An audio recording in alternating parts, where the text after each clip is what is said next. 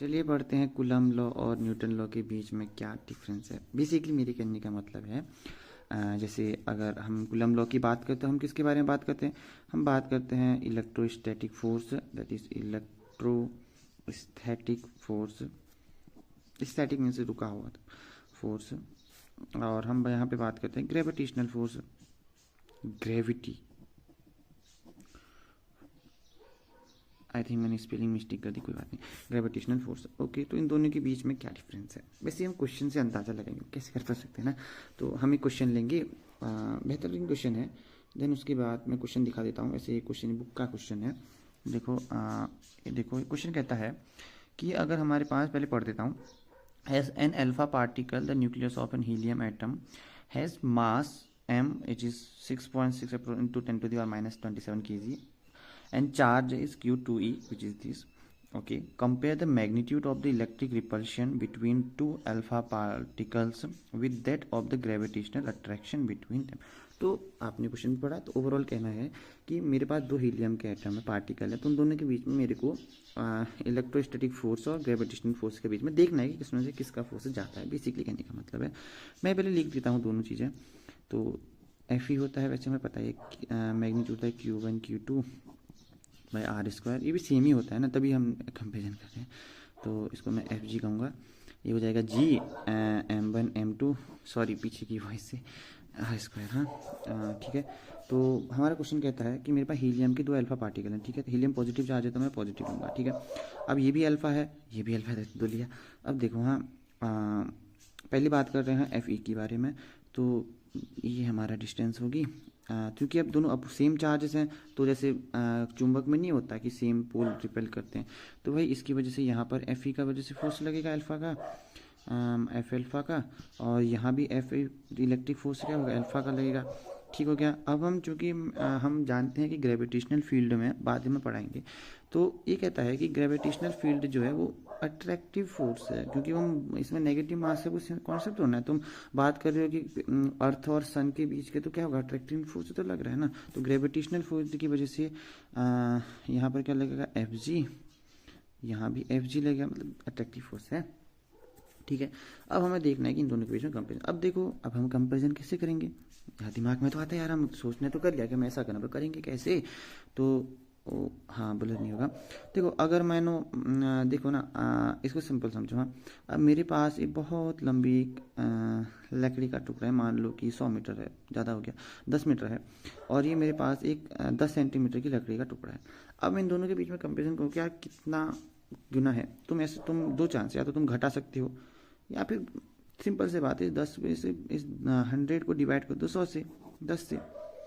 तो overall ratio में हम क्या करेंगे, का मतलब मेरे कहने का मतलब था कि ये तो खैर कुछ भी हो गया, मतलब कि अगर हमारे पास कुछ बड़ी चीज़ है और छोटी चीज़ है, दोनों चीज़ों का कंपेरिजन का मौका, मैं दो चीज़ें हैं तो घटा, या फिर घटाने से सबसे बड़ा है कि यार घटाने की तुलना में डिवाइड करना ज़्यादा आसान होता है, क्योंकि हमें कुछ बहुत सारी चीज़ें, मतलब बात करके तुम जॉइंट चीज़ें, मतलब बड़ी चीज़ और छोटी चीज़ों में तो घटाने से क्या, सीधा डिवाइड मार दो कितना गुणा है, हमें पता चलता है मल्टीपल में कितना गुणा, एग्जैक्ट नंबर का चांस हमें ज़्यादा मिलते हैं। ठीक हो गया, मतलब इतना गुणा ज़्यादा है, इसके टाइम इतना टाइम ज़्यादा है, बाकी में से इतना माइनस, तो इससे पता है तो डिवाइड कर दो सबसे बढ़िया। तो हम इसमें वही यूज करेंगे। हाँ ठीक है। तो हम करेंगे रेशियो का यूज़, यानी कि एफ जी। बेसिकली अगर हम दोनों का साथ करते हैं तो बन जाएगा के, क्योंकि आप एक ही पार्टिकल है तो सीधा क्यू स्क्वायर हो जाएगा, Q1 Q2 सेम है ना, और आर स्क्वायर बन जाएगा, और इंटू में हो जाएगा 1/g m square upon are, ऊपर चले जाएगा, यानी कि आर बन गया। ठीक हो गया, आर स्क्वायर। अब सेम है तो कट जाएंगे, क्योंकि अब क्योंकि डिस्टेंस से कुछ फर्क नहीं पड़ता, इसलिए हमने कैंसिल आउट हो गया। हाँ, इसका मतलब है कि काटने का मतलब कि इसमें डिस्टेंस के मतलब, यानी कि डिस्टेंस दोनों के बीच से कुछ फर्क नहीं पड़ता, कुछ चेंज नहीं आएगा, तो इसलिए हमारा ओवरऑल जो बनेगा वो बन जाएगा कि q square divided by g m square. ठीक हो गया। ये हो जाएगा एफ जी। अब मैं इन दोनों की वैल्यू पुट करता हूँ। पहली वैल्यू क्या है, बुक से देख लेते हैं क्या क्या है। मास मेरे पास है 6.64 into 10 to the power minus 27 में है, और क्यों जो कि मेरे पास 2 ही है, उसकी वैल्यू है 3.2 into 10 to the power minus 19। Basically q बराबर एन ई से, यहाँ पे एन की वैल्यू 2 है, देख रहे हो, ई की वैल्यू तो 1.6 into 10 to the power minus 19 होते हैं।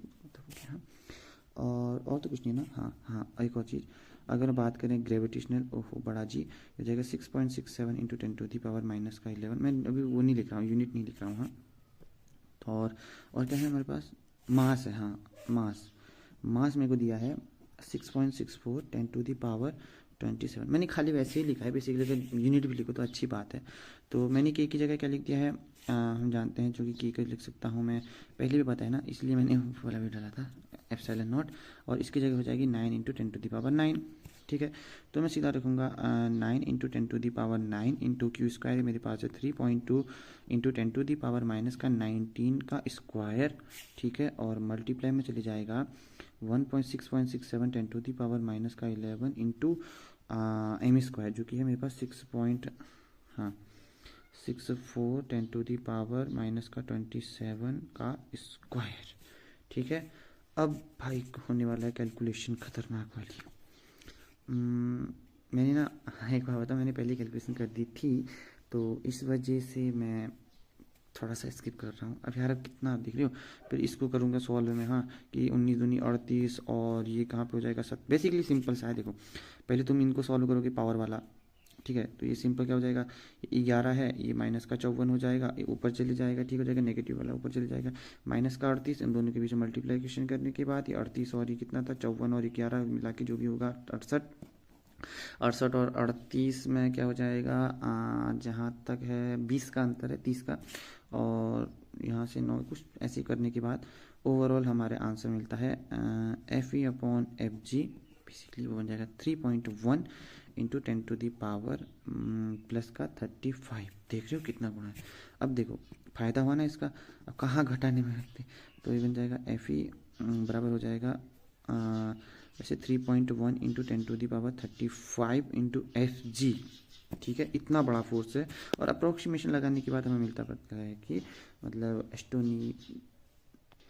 एस्टोनिशिंगली, ओके, अप्रोक्सीमेटली, भारी भारी शब्द अंग्रेजी की, तो ये अप्रोक्सीमेटली चले जाता है 10⁻36 पावर में। हाँ, एस्टोनिशिंगली मतलब पावर के फॉर्म में, और इंटू मेरे पास है F इंटू जी। अब देख रही हो भाई, देखा ये, ओहो, ये जो हमारा इलेक्ट्रिक फील्ड है वो कितना ज़्यादा बड़ा है इसकी तुलना में। FG देखिए कि मतलब इतना 10 के आगे 36 बार जो ट्रिलियन ट्रिलियन सब ट्रिलियन, यानी कि बहुत ज़्यादा है। यानी कि अगर हम ओवरऑल कहें तो यानी कि इलेक्ट्रिक फील्ड है वो 10⁻36 इंटू FG, इतना गुणा ज़्यादा। यानी कि जब मैं इतने में FG की वैल्यू डालूंगा तब मेरे को इसका वैल्यू मिलेगी, यानी इतना बड़ा है ये electric field as comparison of FG।